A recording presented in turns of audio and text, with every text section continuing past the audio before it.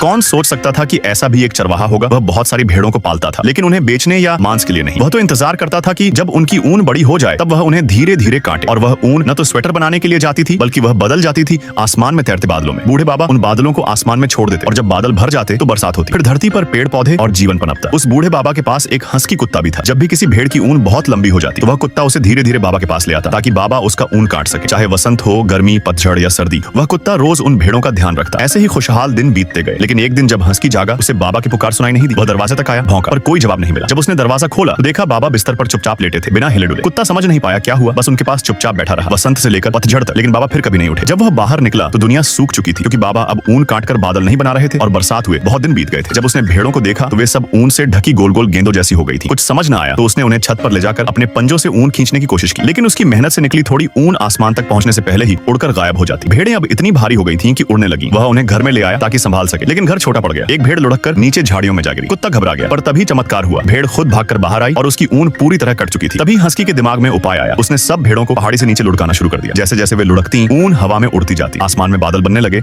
और आखिरकार बारिश बरसी। धरती फिर से हरी भरी हो गई। उस दिन से हस्की ने बाबा का काम संभाल लिया। वह एक सच्चा दूसरा छोटा चरवाहा बन गया। Subscribe for part 2।